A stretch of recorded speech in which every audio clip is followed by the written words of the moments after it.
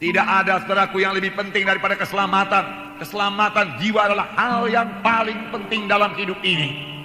Firman Tuhan berkata, apakah untungnya kepada seseorang dia beroleh segenap dunia ini tapi jiwanya binasa? Sia-sia. Kaya raya kita di dunia ini, berhasil kita di dunia ini, terhormat kita di dunia ini, saudara. Tetapi sudah kita meninggalkan dunia ini, kita ke neraka yang kekal, apakah untungnya? Oleh sebab itu pastikan keselamatan jiwa saudara pada hari ini. Amin, saudara. Biar semua kita pulang dengan keselamatan jiwa yang teguh. Jika kita tidak bimbang oleh aniaya apapun juga, kita tidak mau berpisah lagi dari Tuhan Yesus. Karena kita tahu hanya Tuhan Yesus satu-satunya jalan ke sorga, tidak ada jalan yang lain. Tuhan sendiri berkata, akulah jalan dan kebenaran dan hidup, seorang pun tidak sampai kepada Bapa kalau tidak melalui aku. Hanya Yesus jalan ke sorga. Dalam Kisah Rasul pasal 2 ayat 14 sampai 18 saya bacakan kepada saudara. Maka bangkitlah Petrus berdiri dengan ke-11 rasul itu, dan dengan suara nyaring ia berkata kepada mereka, hai kamu orang Galilea dan kamu semua yang tinggal di Yerusalem, ketahuilah dan camkanlah perkataanku ini.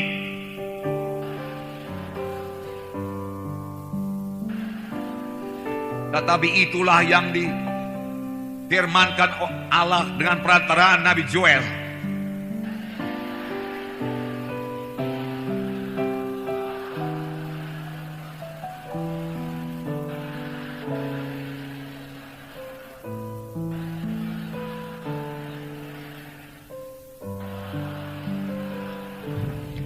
Juga ke atas hamba-hambaku laki-laki dan perempuan akan kucurahkan rohku pada hari-hari itu, dan mereka akan bernubuat. Mari kita baca ayat 41 bersama-sama. Orang-orang yang menerima perkataannya itu memberi diri dibaptis, dan pada hari itu jumlah mereka bertambah kira-kira 3.000 jiwa. Amin, saudara. Puji Tuhan. Saudara, ini terjadi sesudah pencurahan Roh Kudus. Petrus berubah, Petrus berkhotbah, satu khotbah yang sangat luar biasa, sehingga 3.000 orang bertobat dan mereka memberi diri mereka dibaptis. Langsung dibaptis pada hari itu juga. Nah, saudara yang kekasih, Roh Kudus memberikan pengertian kepada Petrus pada waktu itu pencurahan Roh Kudus. Dan saudara sudah mengetahui bahwasanya satu angin keras memenuhkan ruang tempat mereka berkumpul, 120 orang banyaknya. Kemudian lidah-lidah api hinggap di atas tiap-tiap orang. Lalu mereka mulai berbicara dalam bahasa-bahasa yang lain, seperti yang diilhamkan Roh itu kepada mereka untuk mengatakannya. Lalu pada waktu itu banyak orang Yahudi dari segala bangsa yang diam di negara-negara lain datang ke Israel untuk merayakan hari raya Pantekosta. Lalu mereka itu mendengar 120 orang ini berkata-kata dalam bahasa-bahasa mereka di mana mereka telah lahir, walaupun mereka orang Yahudi juga. Mereka sangat heran karena orang ini tidak pernah belajar bahasa mereka sebelumnya. Tapi dengan jelas mereka memuliakan Allah dalam bahasa mereka masing-masing. Apakah ini? Apakah ini? Dia katakan. Tapi beberapa orang mengolok-olok dan berkata mereka itu mabuk oleh anggur manis. Tetapi Petrus bangkit dan berkata, ini bukan mabuk anggur sebagaimana sangkamu, karena hari baru pukul 9 pagi. Tetapi inilah kegenapan nubuat Nabi Joel yang berkata bahwasanya pada akhir zaman aku akan mencurahkan rohku kepada segala manusia. Anak-anakmu laki-laki dan perempuan akan bernubuat, tua-tuamu akan mimpi berbagai-bagai mimpi, dia katakan. Dan kemudian kepada anak-anakmu laki-laki dan perempuan akan bernubuat, teruna-terunamu akan mendapat penglihatan-penglihatan, dan orang-orang tuamu akan mimpi berbagai-bagai mimpi. Ini akan terjadi, dan ini sudah terjadi, Petrus berkata. Lalu apakah yang terjadi, saudara? Saudaraku, kita melihat di sini apa yang terjadi. Saudara, Petrus segera mengerti. Apakah yang Petrus mengerti, saudaraku?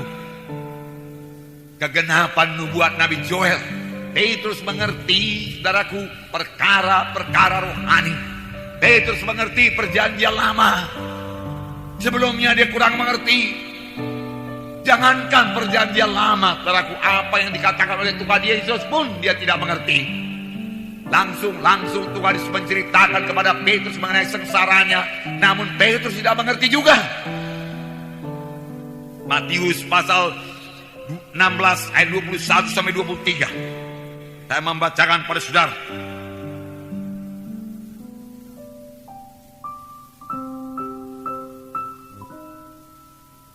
Saya membacakan. Sejak waktu itu Yesus mulai menyatakan kepada murid-muridnya bahwa ia harus pergi ke Yerusalem dan menanggung banyak penderitaan dari pihak tua-tua, imam-imam kepala dan ahli-ahli Taurat, lalu dibunuh dan dibangkitkan pada hari ketiga. Tetapi Petrus menarik Yesus ke samping dan menegur dia, katanya, Tuhan, kiranya Allah menjauhkan hal itu.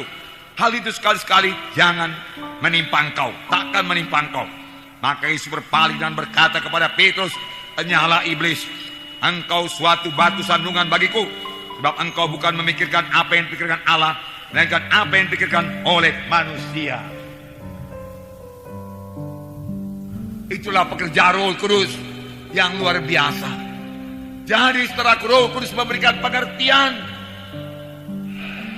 menerima pimpinan Roh Kudus, sehingga saudara boleh hikmat daripada Tuhan, sama sebagaimana Petrus menerima hikmat pengertian daripada Tuhan, sehingga dia mengerti mengenai nubuat Nabi Joel.